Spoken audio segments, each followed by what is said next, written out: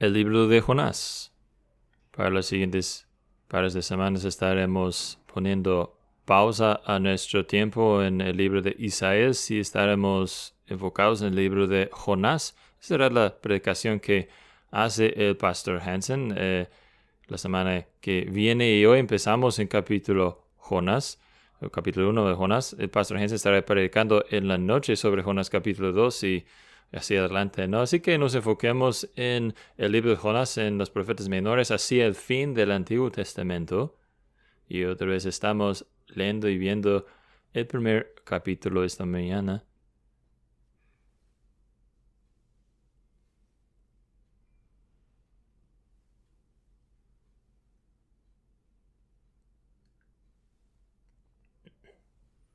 Jonás 1, que prestemos atención nuestra a la palabra de Dios. Vino palabra del Señor a Jonás, hijo de Amitai, diciendo: levántate, ve a Nínive, la gran ciudad, y proclama contra ella, porque su maldad ha subido hasta mí. Pero Jonás se levantó para huir a Tarsis, lejos de la presencia del Señor, y descendió a Jope. Encontró un barco que iba a Tarsis.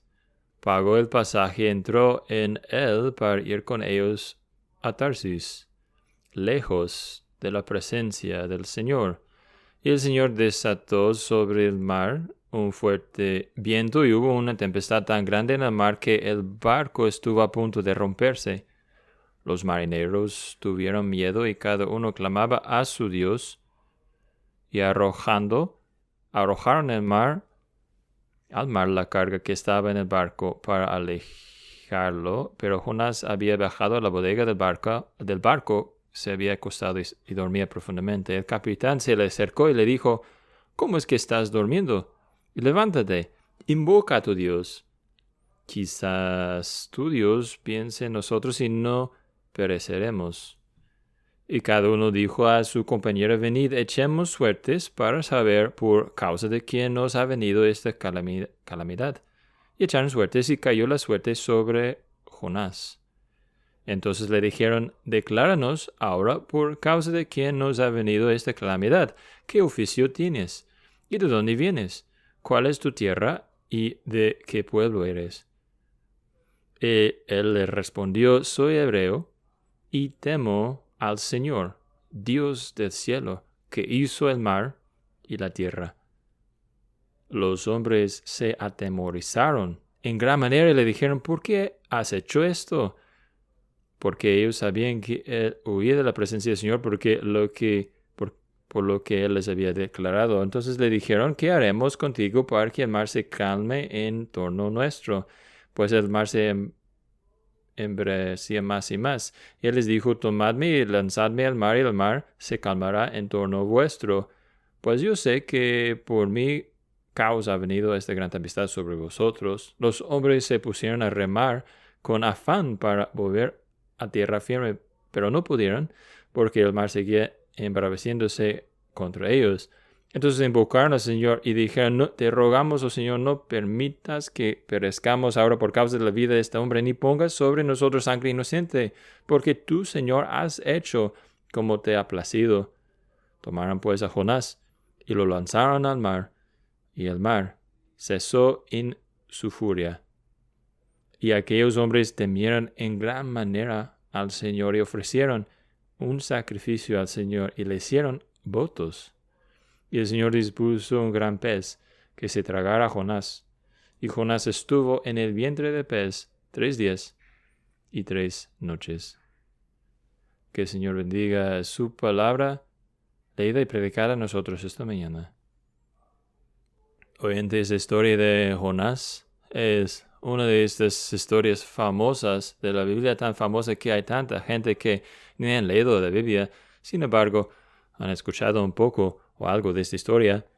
Sin embargo, si, según los comentarios que he escuchado y preguntas que he escuchado a través de los años, sean alguna indicación, puede ser una de las historias más frustrantes, no solamente famosas, sino frustrantes. ¿Por qué frustrante? Porque tantas de nuestras preguntas son dejadas sin respuesta, ¿no? ¿Qué tal de los marineros. ¿Qué les pasó a ellos siempre? ¿Cómo termina su historia? ¿Cómo es que ellos vivían sus vidas después de todo esto? Eso es de Nínive. O ese arrepentimiento de vivimiento que vemos en Nínive. ¿Cuánto duró eso? ¿Cuánto tardó eso? ¿Era un arrepentimiento auténtico? ¿Y qué tal de esa planta que crece tan rápido para cubrir la cabeza de Jonás? Me gustaría conocer cómo se llama tal planta. Y hablando de nombres, ¿qué tal del nombre de ese pez? Ese gran pez que tragó Jonás, ¿cómo se llama? Y mientras estamos en esto, ¿cómo es que sobrevivió Jonás 3 días y 3 noches en su vientre? Frustrante porque no encontramos las respuestas que quisiéramos tener. Una historia difícil porque la historia deja esas preguntas a un lado, ¿no? No responde, es silencioso en cuanto a todas esas preguntas que quisiéramos recibir más información. Con esta forma, enfocando nuestro enfoque, nuestra atención en lo que es importante, enfocándonos en lo que está sucediendo en la vida de Jonás. Y en esta manera es una historia mejor. De hecho, es una historia mejor porque llega a ser una historia relevante a usted y a mí. Yo le desafío a usted que piense en la historia de Jonás, pero no empezar a hacerle la pregunta, algunas preguntas incómodas. Eso es lo que Dios estaba haciendo en la vida de Jonás. ¿Qué es lo que Dios está haciendo en mi vida? Y es ahí donde vamos a intentar mantener nuestro pensar hoy. ¿Qué es lo que estaba sucediendo en Jonás? ¿Qué es lo que Dios estaba enseñando a Jonás y por extensión, qué es lo que Dios está enseñando a usted y a mí? Y vamos a mantener nuestro ojo sobre la pelota en 3 cosas hoy. 3 cosas en nuestro capítulo. Un bosquejo muy simple. Hoy 3 cosas en que mantener la atención nuestra. Y la primera es el Dios que reina. El Dios que reina. El Dios que gobierna. El Dios que está sobre todo. Y Dios llega de repente al punto principal, al principio de nuestra historia, ¿no? No pierda nada de tiempo. En una sola oración, Él revela qué tan amplio es su reino y qué tan profundo es su reino. Que pensemos algunos momentos en qué tan amplio y grande es su reino. Bueno, yo me pregunto si alguien estaría sorprendido al leer esa historia y ver que a Dios le importa una ciudad que se llama Nínive. Una ciudad que se llama Nínive no es parte del pueblo de los judíos, es una nación extranjera, una nación extraña. De hecho, uno de los superpoderosos del día, el ciudad capital, puede leer usted en otra parte de los profetas y puede encontrar que fue un lugar cruel, o asqueroso, violento. Y aquí está Dios hablando de aquel lugar. Y aquí está Dios diciendo que Él es Señor aún de aquel lugar, diciendo, ve, Jonás en Nínive, clame contra su ciudad porque su maldad ha subido hasta mí. Así que el Señor aquí está diciendo, yo tengo un estándar moral a que yo quiero someterles y no han alcanzado ellos mi estándar moral, así que ahora yo voy a tomar acción. Ahora no podemos leer esto sin ver que hay paciencia aquí, ¿no? El Señor está diciendo que su maldad ha subido. Es como si estuviera diciendo, mira, la maldad ha sido acumulando a través del tiempo. Yo he estado reteniendo mi venganza, reteniendo mi juicio, pero ha subido a punto ahora en que estoy listo yo a actuar. Así que aquí está un Dios que está sobre hombres y naciones, un Dios que tiene estándares morales que no cambia y mantiene a todas las naciones y todos los pueblos, los aplica a sus propios estándares. Y es interesante, ¿no?, que al leer más adelante en capítulo 1 nos damos cuenta de que cada persona conoce a este Dios. Y no hay nadie finalmente que tenga buena tierra, buen argumento de decir, bueno, yo no tengo que responder a Él, yo no tengo que rendir cuentas a Él. Capítulo 1, eventualmente después del capítulo 1, Él dirá, Jonás más bien, en el fin, así el fin de capítulo 1, él dirá a los marineros paganos que él es sirviente del Dios vivo y verdadero Jehová, el Señor de la tierra y los cielos, y el mar también. Y no hay argumento de los marineros, ¿no? Alguien como que, bueno, aquel Dios no es nuestro Dios. Nosotros tenemos otros dioses a quienes respondemos. No, hay un reconocimiento profundo, muy parecido a como Pablo cuando va a los griegos y enseña al Dios desconocido, usándolo, diciendo, ustedes conocen a ese Dios, el Dios que no conocen cómo se llama, pero lo conocen. Y los marineros también lo reconocen. En nuestra propia días hay gente que a lo mejor no quieren confesarlo, pero reconocen que están aquí porque Dios los colocó aquí y tienen que rendirle cuentas.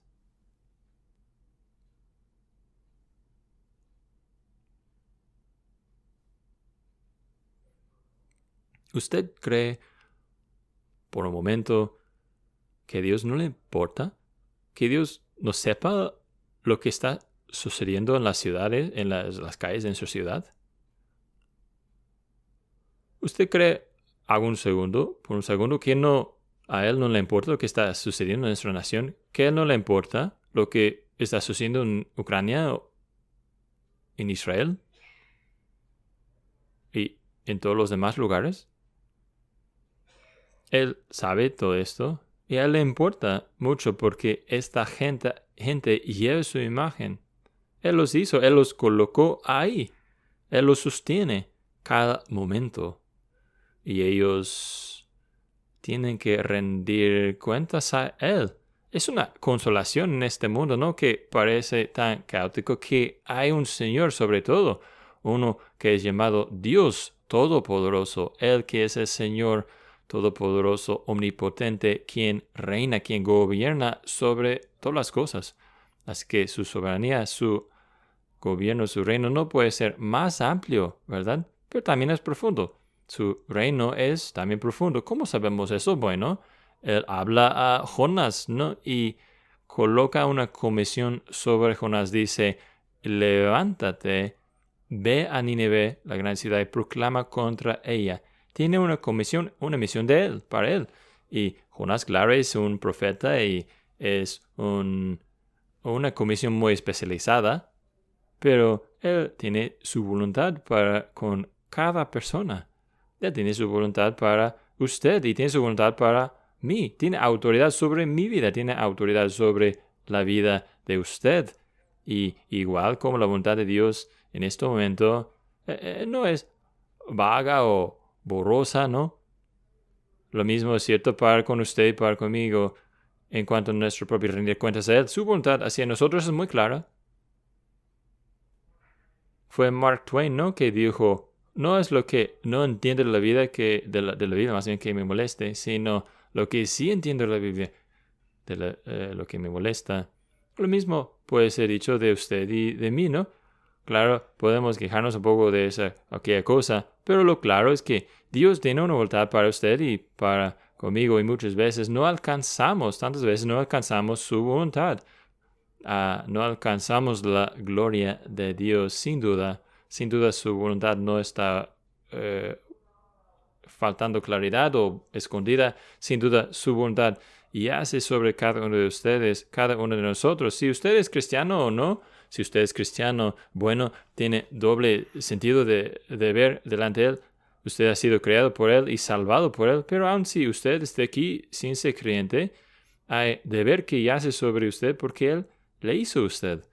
Así que su soberanía se profundiza en la vida suya y habla a cada parte de su vida. Yo creo que probablemente muchos de ustedes han aprendido el poder de decir, usted tiene razón. En un argumento, usted diga, usted tiene razón. Usted quiere ganar a una persona, manipular a una persona. No quiero sugerirle como buena idea, pero usted empieza. Usted tenía razón con... Y no importa lo que diga después de eso, ¿verdad? Porque a nosotros nos encanta escuchar eso. Que tenía razón yo. Pero es aquí en que tenemos un problema con Dios, ¿no? Porque Él viene a nosotros y muchas veces Él dice, tú no estás bien. Tu pensar está mal. Tus prioridades no están bien. Tu vida no está bien. Y es por eso que nos enojamos. Y es por eso que le damos la espalda al Señor. Este es el problema de Jonás, de hecho. Y vamos a llegar a eso en algunos momentos, pero probablemente es la primera idea esta. Y podemos trazarla a través de todo el libro de Jonás. Es un Dios que reina. Su reino es amplio y su reino es profundo. Pero que seguimos un poco adelante en nuestro texto aquí. Segunda cosa en que necesitamos pensar aquí es el hombre que corrió. El hombre que corrió. Yo les dije que es un bosquejo simple. Estamos hablando de Jonás, un hombre que corrió, y Jonás es muy parecido como algunos de nosotros. Jonás era un creyente y era un hombre de Israel, un siervo del Señor. Usted puede ver a 2 Reyes capítulo 14, encontrar que Jonás tenía un historial de servicio a Dios, servicio fiel a Dios. Así que piense usted en la vida de Jonás. Usted no lo está viendo, si usted lo conoce y bueno, yo siempre dudaba de él. Usted lo está viendo diciendo, ahí está un hombre fiel y un hombre fructífero. Ha servido bien a Dios. Su ministerio viene tras de Elías y Elías y lo siguiente, Eliseo, y su ministerio viene en tiempos de avivamiento. En Eliseo y Elías leemos de los hijos de los profetas, escuela de profetas, y a lo mejor Jonás fuera producto de esa dichosa escuela de profetas, un hombre que había aprendido de los mejores, un hombre que había servido al Señor. Fiel, fructífero. Así que nada nos prepara lo que leemos aquí en Jonás capítulo 1. Muy parecido a usted y yo. Así que, ¿qué sucede? ¿Qué sucedió? Bueno, voy a dejar esto al pastor Hansen que él hable de eso más adelante en el libro, pero lo dejemos como una pregunta-respuesta genérica, general aquí. Él encontró algo en cuanto a Dios que no le agradó. Encontró algo en el plan de Dios que no le agradó. Ahora, si usted está pensando, ok, ahora puedo relacionarme con Jonás, usted está en buen camino, está entendiendo. Porque eso es lo que sucede con nosotros todo el tiempo, ¿no? Encontramos algo en cuanto a Dios y su plan que no nos gusta, que desagrada a nosotros. Sea lo que sea la cosa, puede ser algo en su trabajo, un cambio en su ocupación, su vocación y la trayectoria en el trabajo. Puede ser algo financiero, puede ser algo relacional, asuntos, problemas ahí, puede ser cosas de la salud, sea lo que sea la cosa. Nosotros no estamos contentos con el plan de Dios, nosotros no estamos contentos con lo que está haciendo Dios. Y Jonás está leyendo adelante, ¿no? Él está pensando, yo sé cómo es ese Dios y no me gusta a dónde va todo esto. Y no está contento, no está feliz con Dios y empuja, da su espalda a lo que el Señor quisiera que hiciera. Y luego, pues necesitamos nosotros pensar en qué sucede con Jonás, ¿no? Porque Jonás llega casi lo más cerca a naufragar su fe. Perdón por hacer ese chiste aquí, pero lo más cerca es que uno podría llegar a arruinar o a naufragar su fe y todavía ser un creyente verdadero. Y el camino que toma Jonás no es un camino único, es único en sus detalles, pero no es único en sus características generales. Y quisiera que veamos esas características generales y trazarlos un poco en nuestro texto. Y voy a nombrar 4 aquí. Hay más de que podremos hablar, pero con un poco de prisa aquí 4. Él no desea comunión con el Señor. 2 veces nos dice, versículo 3, nos dice que él está huyendo de la presencia del Señor. Ahora, niños, si ustedes están pensando, hombre, no fue Jonás a la clase dominical, yo creo que cuando tenía 3 años me enseñaron que Dios está en todas partes todo el tiempo. Jonás olvidó su lección básica de la clase dominical. Olvidó Salmo 139 que acabamos de cantar, parte, ¿no? Pues no. Hablando de doctrina, él entiende eso y está de acuerdo con la idea de la omnipresencia de Dios. No es eso. Está intentando salir del lugar de comunión con Dios. Y de hecho es por eso que corre, ¿no? Porque la mayoría de nosotros no físicamente corremos. Usted puede decir no a Dios y puede quedarse en casa, ¿no? Usted no tiene que huir a Tarso, no tiene que cruzar el mar Pacífico para huir de Dios. Puede quedarse donde está exactamente usted y aún así correr de Dios. Pero su lugar es un lugar de servicio a Dios y Israel. Este lugar en la presencia especial y bendición especial de Dios, donde Dios está en una forma particular con su pueblo. Yo creo que es por eso que físicamente él huye, físicamente se levanta y va a Tarsis porque no solamente está haciendo no a Dios y su comisión, sino que no quiere tener ya más comunión con Dios, no quiere estar con Dios. Y lo que él está haciendo claro, él se está cortando de sí mismo, de vida. Cuando nosotros cortamos comunión con Dios, comunicación con Dios, estamos cortándonos de vida espiritual con Dios. Es lo trágico de eso, no es decir que, Dios va a perder mis grandes oraciones o algo así. No, es que nosotros nosotros nos estamos cortando nuestra fuente de vida espiritual y fructiferidad y paz y paciencia y amor, y usted puede ver el resultado, ¿no?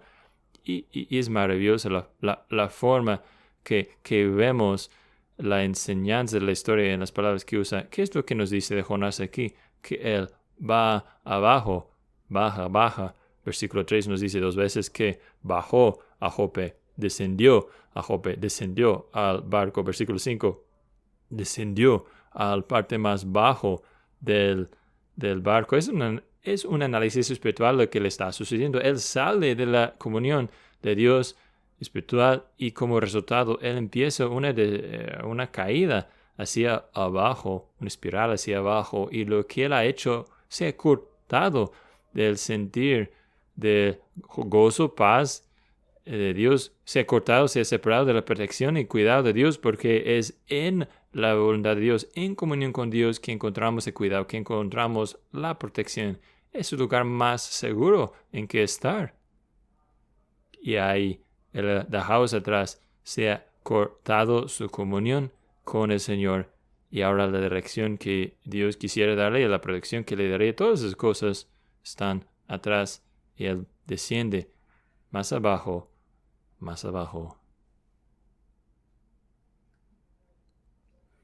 Y luego, segunda característica aquí es que se expone a la necedad de su propia sabiduría. Se expone a sí mismo a la necedad de su propia sabiduría. Y claro, eso es lo que sucede cuando usted no esté buscando al Señor ya nomás. ¿Qué es lo que hace usted cuando está buscando su sabiduría? Pues se busca su propia sabiduría, y esa resulta ser necedad.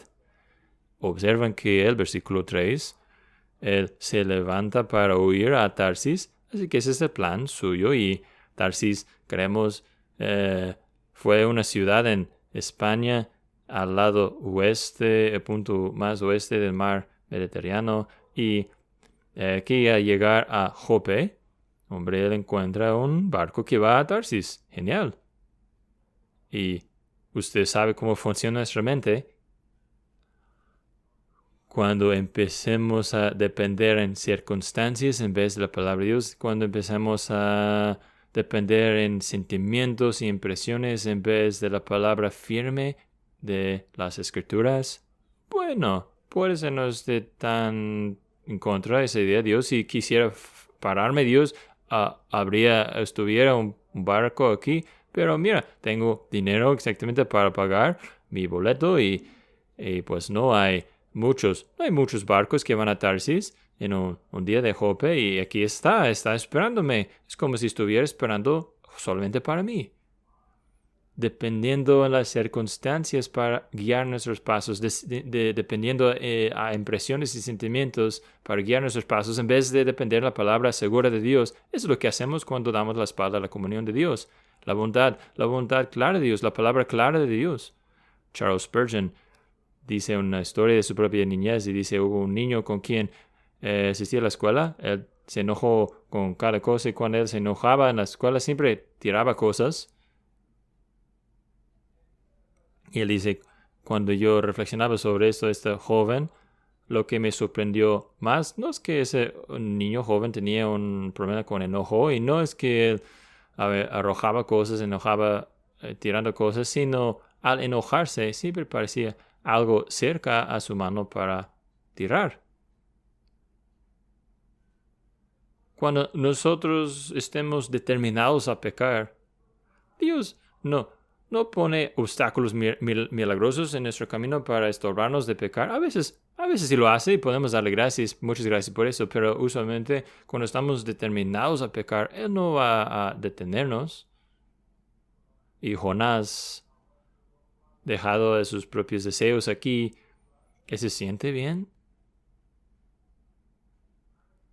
Estoy en paz sobre esta decisión.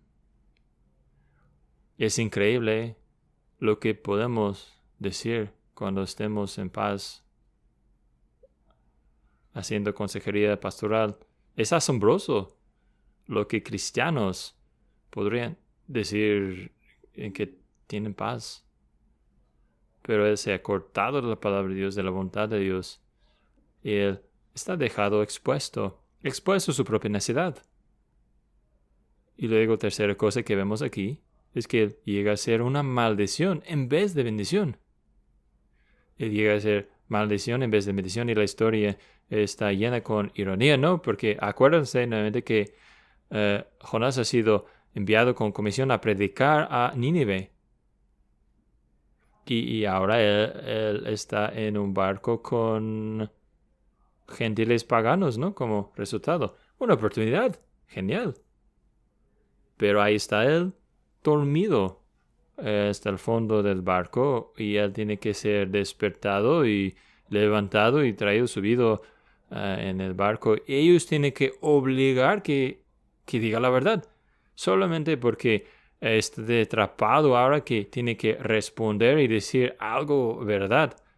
Y es interesante, fíjense en la pregunta que no responde él. Él no responde qué es, a qué se dedica, cuál es su oficio. Si no dice lo suficiente de verdad, ¿no? Y estos marineros están más preocupados por él que él está preocupado por ellos. Aun cuando ellos saben que es el problema, aun cuando él les dice cuál es la solución, arrójame en el mar. ¿Qué es lo que están haciendo? Están intentando remar. Están intentando esforzarse y volver a la tierra a través de esa tormenta increíble, para que no tengan que matar a ese hombre. Cuando el pecado toma control de nuestras vidas, nosotros nos enfriamos hacia los demás. Y todo se trata de mí. Todo se trata de mí. Todo el bienestar de los demás desaparece en el trasfondo, en el fondo, y el pecado toma control. Eso es lo que Martín Lutero quería decir, ¿no? Cuando el hombre en pecado es un hombre doblado entre sí mismo, sobre sí mismo, doblado, enfocado solamente en sí mismo, sobre sí mismo. Nosotros nos enfriamos hacia los demás, la gente que debe anticipar nuestra atención, la gente que debe recibir nuestro afecto, nuestro cuidado, ellos llegan a recibir solamente frío de nosotros porque solamente es usted y su pecado. Es lo único en que puede pensar, es lo único que le importa, es aquella cosa preciosa. Y Jonás, que hubiera sido bendición al mundo, bendición a los a su alrededor, llega a ser maldición. Casi los mata por culpa suya, por su propio pecado. Y llegando al fin de todo eso, la cosa que vemos en cuanto a características, él está listo a morir. Arrójame, tírame. Claro, no sabe nada del mar, él está listo para morir. Ha llegado a aquel punto en la vida, desesperación, ¿verdad? No tiene nada más para vivir. Él no ve ningún futuro para sí mismo, ya no más.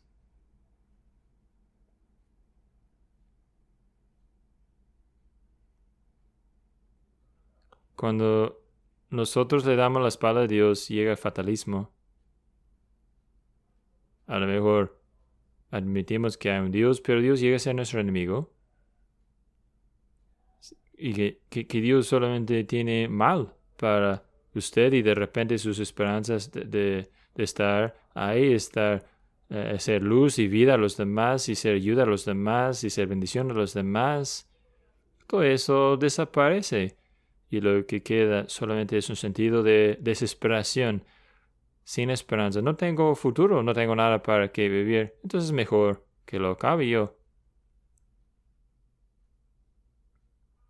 Y espero que, como hemos estado pensando en Jonás, esta descripción, bosquejo de lo que estaba pasando en la vida de Jonás, que no sea algo raro o extraño a ti, que no sea extraño a la experiencia que usted haya tenido a ayudar a los demás, que no sea tan lejos de su propio corazón, extraño de su propio corazón de usted.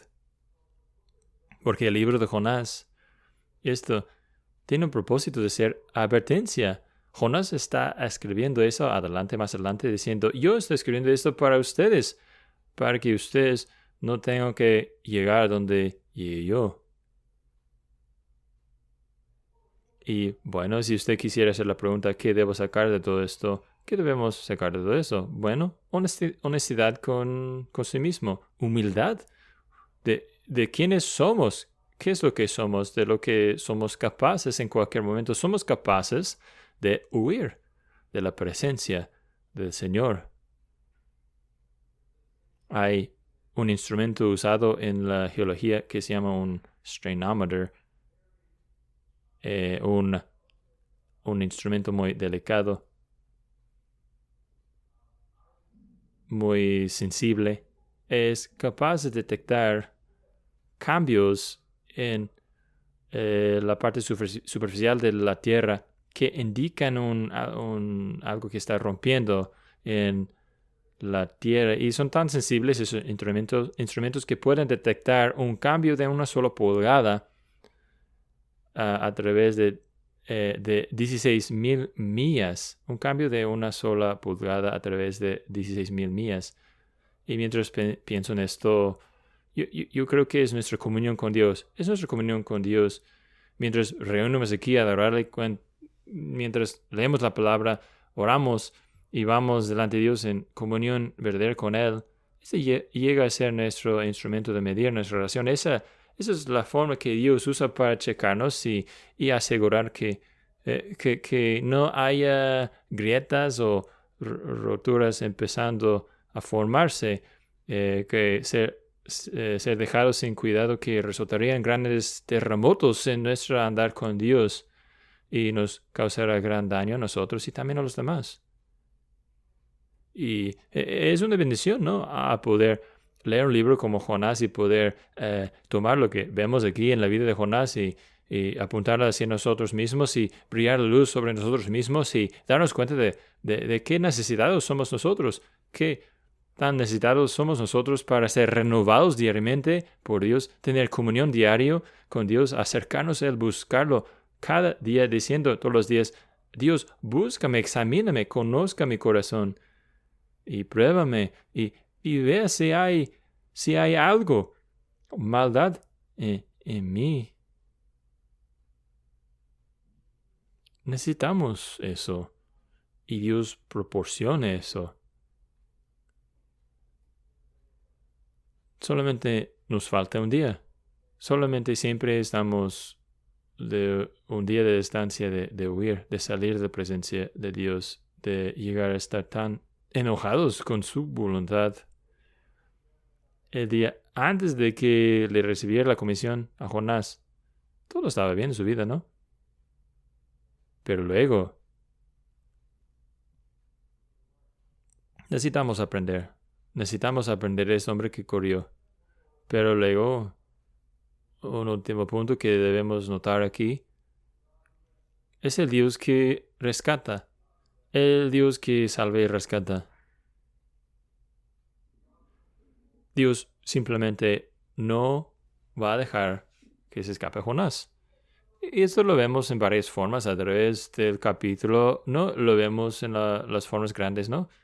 Es maravilloso. Usted puede notar varias palabras que son repetidas a través de nuestro capítulo, y una de aquellas palabras es grande va a predicar en una gran ciudad. Versículo 4, envía un fuerte viento grande, así que envía un pez grande. Así que hay formas grandes, maravillosas, que Dios protege y cuida a Jonás y empieza a traerlo, volverlo de nuevo. Dios envía un gran viento y eso parecía bendición a Jonás. Pues es lo que necesitamos entender nosotros. Aquí podemos hablar de la salvación de Dios, ¿no?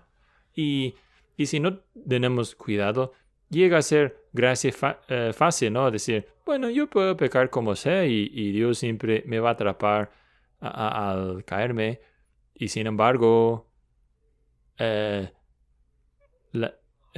proceso de reclamación, digamos, es algo espectacular, es algo horrible y doloroso, y empieza con esta tormenta. Dios, el Señor, envía la tormenta, literalmente aventa ese viento fuerte sobre el mar, y otras veces, otras partes más bien en el Antiguo Testamento, este verbo es usado para hablar de un hombre lanzando un arma, ¿no? Está apuntando a un blanco y el Señor ve y conoce a Jonás, y eso es para él específicamente, principalmente. Él arroja el viento, lanza el viento, versículo 17, prepara un pez grande, dispone un pez grande, gran pez, y obviamente esas son formas obvias, grandes, que Dios está usando, pero también en formas más sutiles lo vemos. Hay una repetición de una frase aquí. Lo ven otra vez, la comisión, versículo 2, dice, levántate, ve a Nínive y proclama contra ella. ¿Y cuáles son las primeras palabras que salen del capitán de los marineros en versículo 6? Dice, ¿cómo es que estás durmiendo? Levántate, invoca a tu Dios. Esos dos verbos, levántate e invoca. Y Jonás se despierte de un sueño a dos palabras que hace poco había escuchado de la boca del Señor, y ahora aquellas palabras dan la boca de aquel capitán de los marineros. Él no puede escapar, no puede huir. Y si usted ha estado en esa situación, usted conoce eso. La forma cuando está usted ignorando algo que Dios le ha llamado a hacer, que le ha llamado a hacer o decir, y sin importar dónde vayas, usted lo ve. Y cada cosa le recuerda esas cosas. Las formas útiles, las formas y maneras útiles al echar suertes también, que apunta a Jonás contra su voluntad y lo coloca en medio de ese grupo de hombres. Y es como si estuviera en las mismas palabras en que Natán viene a David años antes. Tú eres el hombre. El Señor, en el echar de esas suertes, es decir a Jonás, eso es para ti, todo es para ti, Jonás. Y como dije antes, es obligado a confesar las verdades de que había estado huyendo. Versículo 9, soy hebreo, temo al Señor, Dios del cielo, que hizo el mar y la tierra. Él no soltará a Jonás. Este es el cristianismo, ¿no? En resumen, Martin Lloyd-Jones lo dice bien, yo creo. Dice, hay mucha diferencia entre la religión y cristianismo. Él dice, la religión es un hombre buscando a Dios. A ver si en alguna forma podría yo encontrar a Dios, como si yo pudiera agradar a Dios, pacificarlo, recibir su bendición, mantener lejos su maldición. A ver si puedo encontrar a Dios, pero no. el cristianismo es algo diferente. El cristianismo es Dios buscando al hombre. Dios buscando al hombre, revelándose a sí mismo a Dios, trayendo hombres, mujeres, niños a sí mismo. Eso es lo que Él está haciendo. Así es como funciona el Dios verdadero. Así es como funciona el cristianismo. No yo buscando en las tinieblas, oscuridad, por un Dios que puede estar ahí o no, sino el Dios verdadero que está ahí revelándose, buscándome, revelándose a sí mismo a mí, no permitiendo que yo escape.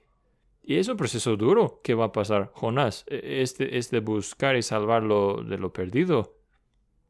Esta persecución, perseguida y rescatarlo, le va a doler. El proceso es largo y lo veremos más en la noche y más si Dios permite la otra semana. Así que está rescatando Jonás. Pero no olviden a los marineros. Él está rescatándolos a ellos también. Jonás a lo mejor estuviera pensando en algo cuando dijera, esa comisión de Dios, a lo mejor es que Dios tiene planes para salvar a los gentiles sucios. Dios enfatiza eso, ¿no? Hay unas cosas que aparecen aquí en una forma como que tejido en la historia, mostrando el cambio que llega sobre esos hombres. Versículo 5, ¿qué es lo que estaban haciendo? Cada uno está clamando a su Dios, o dioses, varios dioses, ¿no? Clamando a sus propios dioses. Versículo 5. Vean lo que están haciendo en versículo 14, entonces luego. Están clamando al Señor. En versículo 5, tiene miedo. En versículo 10, tiene mucho miedo. En versículo 16, temieron al Señor en gran manera. ¿Ustedes ven lo que está sucediendo aquí? Dios está formando una congregación, como lo dice Ralph Davis en alguna parte. Él está reuniendo una congregación menos esperada de su pueblo.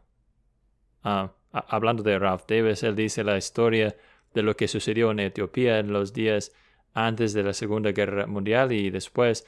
Hubo una misión que apenas empezó en Etiopía y estaba empezando la Segunda Guerra Mundial. Tenía 3 congregaciones de como 150 personas entre 3 congregaciones. Y luego viene Mussolini, ¿no? Los de Italia, las fuerzas ahí, la obra misionera se pone en pausa. Y luego vienen las fuerzas italianas y los italianos quieren hacer como desfile. Y quieren hacer una manifestación para intimidarlos y mostrar su poder militar, todo lo demás. Así que tenía ese proceso, todos tienen que venir y habrá un gran desfile de los italianos y ustedes etíopes vengan a ese pueblo y que estén asombrados de nosotros, ¿no? Así que los etíopes vinieron a aquel pueblo y muchos de esos 150 creyentes estaban en esa parte de Etiopía y ellos deciden, bueno, vamos a ser anfitriones de esa gente que vienen a visitar nuestro pueblo y claro, compartieron a Cristo. Saltamos los años de la Segunda Guerra Mundial, ¿no? Misioneros vuelvan a Etiopía y encuentran ahora casi 100 congregaciones y algo como 15,000 creyentes. Gracias Mussolini. Gracias fuerzas italianas. No hicieron nada, sino Dios hizo todo eso. Aquí está una congregación menos esperada que había reunido. Antes estaban clamando a todos los dioses, ahora están clamando a Dios. Antes estaban con miedo de todo y ahora están temiendo al Señor. Eso es lo que Dios está haciendo. Siempre está salvando, siempre está rescatando, persiguiendo y salvando, buscando y salvando a lo perdido. Esto es el Dios que es. Ese es nuestro Dios. ¿Y qué esperanza nos da a nosotros? ¿Qué consolación nos da a nosotros mientras nosotros oramos por ellos, quienes conocemos, a quienes nos soportan, quienes todavía están sin Cristo? Que es de ese mismo Dios que hoy tenemos nosotros y podemos orar por esas personas. Podemos esperar que Dios los salvará. Thomas Goodwin lo dice así. Dice, si usted quisiera reducir el Antiguo Testamento, dos grandes cosas que Dios nos está enseñándonos en el Antiguo Testamento. Uno es que Dios nos está preparando para Cristo. Y dos, Él está declarando la gracia de su carácter. Yo me pregunto cuántos de nosotros, al leer el Antiguo Testamento, esas son las dos cosas, los dos puntos que estamos buscando al leer nuestros Antiguos Testamentos, ¿no? El carácter lleno de gracia del Señor. Y Goodwin sigue diciendo esto, que corazón culpable pero roto no estaría animado a acercarse a tal Dios, persiguiendo y rescatando. Eso es lo que vemos, ¿no?, en la vida de Jesucristo. Donde sea que fuera Jesús, dos cosas siempre sucedían. Había ellos y quienes estaban contra la gracia de Dios en Cristo, pero también hubo ellos quienes se regocijaron a conocer al Dios de gracia. Donde sea que fuera Jesús, nueva vida brotaba alrededor de él. Y no debemos esperar mientras nosotros, como la Iglesia, seamos sus embajadores al mundo, mientras lo busquemos y busquemos su ayuda, que vida nueva brotará donde sea que vayamos nosotros. Oposición sí también, pero también vida nueva. Debe ser gran ánimo nosotros. Bueno, al cerrar este día, no sé si hay alguien aquí. Yo he estado hablando a cristianos, animándoles que hay un Dios, hay un Salvador tan lleno de gracia, que damos nuestro amor hacia un Dios así es tan poco, demasiado poco, que no podemos esforzarnos lo suficiente para servirle a Él, al Dios que nos salva y rescata y persigue. Pero a lo mejor podría decir yo una palabra a usted. A lo mejor hay alguien aquí esta mañana que necesite escuchar esto. Puede ser que Dios ha hecho círculo en esta fecha en su calendario para usted. Hoy esta persona, y usted puede rellenar su nombre, hoy él o ella ya no va a huir de mí, sino va a huir a mí, correr a mí. Hay una historia maravillosa de un hombre que se llama Francis Thompson. Tenía grandes esperanzas de ser un doctor, porque su papá era doctor. Él fue a la escuela para estudiar, pero salió de la escuela no mucho después, y dice, bueno, quiero ser autor después de todo. Y muchas veces los autores salen en la calle, se acaban en la calle intentando sobrevivir, y llegó a ser adicto a las drogas y vivía en la basura un tiempo, hasta llegar a ser adoptado por una familia cristiana que lo amaba y lo cuidaba. Y en su hogar floreció como autor y escribió un poema que todavía es conocido hoy. Y el poema empieza al decir, Thompson diciendo, ese es creo que autobiográfico, él dice, yo lo huí de él en las noches y días, huí a través de los años, huí a través del laberinto de la vida y me escondí de él. Pero sigue diciendo que oyó pasos fuertes siguiendo tras sí. No con perseguida, no deprisa, y una velocidad constante. Y finalmente el Señor lo alcanzó. En las últimas palabras de su poema, usted puede leerlo todo por sí mismo. últimas palabras es el Señor diciéndole, levántate, toma mi mano y ven. Dios todavía está haciendo esto.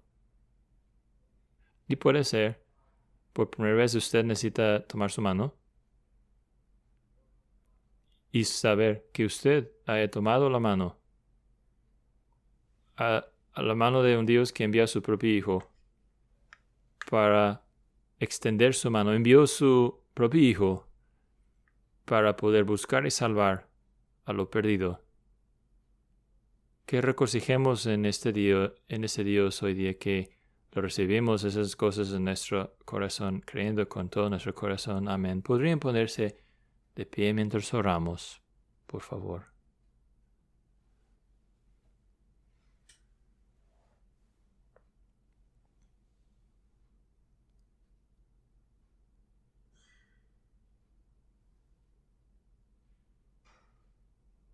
Oh Padre, te damos gracias por cada parte de tu palabra, la forma que revela a nosotros tan constantemente el Dios supremo lleno de luz, lleno de santidad, un Dios con quien no debemos jugar y no debemos acercarnos a Él en nuestra propia justicia, sino también un Dios tan lleno de gracia y misericordia que ha hecho un camino para nosotros en que no hubo camino, que tú puedes venir a nosotros, perseguirnos y conquistarnos, ganarnos a ti mismo, obrar en nosotros de tal forma que deseamos venir a ti, tomar tu mano y levantarnos y seguirte. Señor, pedimos que tú animas nuestros corazones con estas cosas y que nosotros podremos llegar a conocer quién eres tú, en realidad un Dios lleno de gracia, cuya naturaleza llena de gracia es tan manifestada, abundante, al leer tu palabra,